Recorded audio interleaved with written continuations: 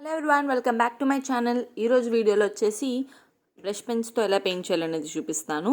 And దానికి మనకు కావాల్సింది ఒక transparent sheet and back side వచ్చేసి ఒక పేపర్ పెట్టుకున్నాను నేను. ఏదైనా మనం యూజ్ చేస్తున్నాము అంటే పెయింట్స్ కానీ డ్రాయింగ్ కానీ దేనికైనా ఒక బ్యాక్ సైడ్లో ఇంకొక నార్మల్ వైట్ పేపర్ పెట్టుకోవడం మాత్రం మర్చిపోకండి. అండ్ ఈ బ్రష్ పెన్స్కి వచ్చేసి మనం ఐదర్ ఇన్ హారిజాంటల్ డైరెక్షన్లో షేడ్ చేసుకోవచ్చు, లేదంటే వెర్టికల్ డైరెక్షన్లో షేడ్ చేసుకోవచ్చు. దానికన్నా ముందు మీరు ఎన్ని పార్ట్స్ కింద డివైడ్ చేసుకుంటున్నారు, మీరు ఎన్ని బ్రషెస్ యూస్ చేసుకుంటున్నారు అన్నది ఒకసారి చూసుకోండి. ఎందుకంటే నేను ఇక్కడ 3 పార్ట్స్ కింద డివైడ్ చేసుకుని 3 బ్రషెస్ని యూస్ చేస్తున్నాను.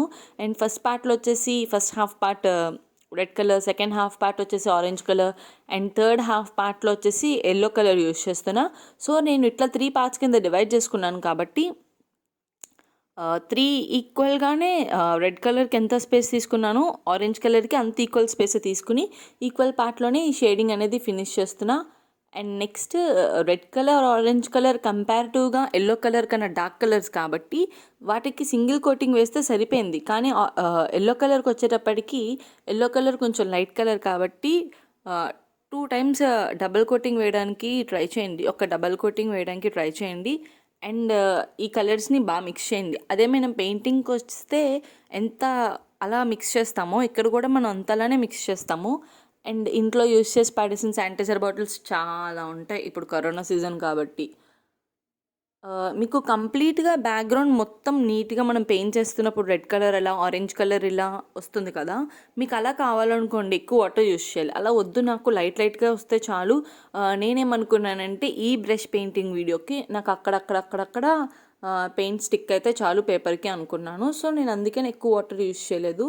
కానీ ఎల్లో కలర్ దగ్గర, రెడ్ కలర్ దగ్గర ట్రాన్స్పరెంట్ షీట్ మీద ఎక్కువ పెయింట్ ఉండిపోయింది. సో కొంచెం వాటర్ అలా వేసి మళ్ళీ అది నేను ఫిక్స్ చేసుకున్నాను. మీకు ఎంత వాటర్ కావాలంటే అంత వాటర్ యూస్ చేసుకోవచ్చు. మీకు పెయింట్ ఎక్కువ కావాలి బ్యాక్గ్రౌండ్లో అనుకోండి, ఎక్కువ వాటర్ యూస్ చేస్తారు. పెయింట్ నాకు వద్దు బ్యాక్గ్రౌండ్లో అనుకోండి, జస్ట్ మన పెయింట్ మన పేపర్కి స్టిక్ అయ్యే అంత వాటర్ యూస్ చేస్తే సరిపోతుంది.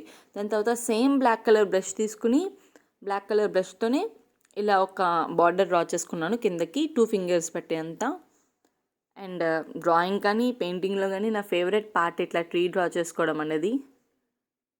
ఇంకా హ్యాండ్ ఇలా వెళ్ళిపోతుంది నాకు అది డ్రా చేసేటప్పుడు మాత్రం. ఒక 5 సెకండ్స్లో నువ్వు ఏదంత ఫాస్ట్గా డ్రా చేస్తావంటే నేను ఒక ట్రీని కంప్లీట్గా బ్యాక్గ్రౌండ్తో సహా డ్రా చేస్తానని చెప్తాను. నాకు అంత ఇష్టం అవి బ్యాక్గ్రౌండ్లో ట్రీస్ డ్రా చేయడం అవి. అండ్ ఇప్పుడు ఒక చిన్న ల్యాంప్ లాగా, చిన్న స్ట్రీట్ లైట్ లాగా డ్రా చేస్తున్నా, ఒక చిన్న లైట్ లాగా.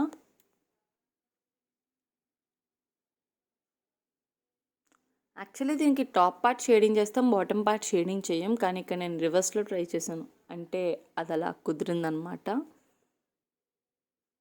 ఈ దోమ వచ్చి నన్ను చాలా డిస్టర్బ్ చేస్తుంది. ఈ వీడియో తీస్తున్నంతసేపు ఈ దోమ వచ్చి నన్ను డిస్టర్బ్ చేస్తూనే ఉంది.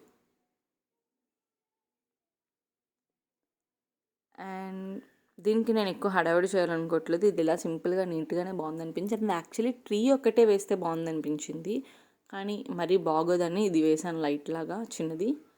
అండ్ ఇక్కడ కింద వచ్చేసి గ్రాస్ లాగా చిన్న లైన్స్ డ్రా చేస్తాను.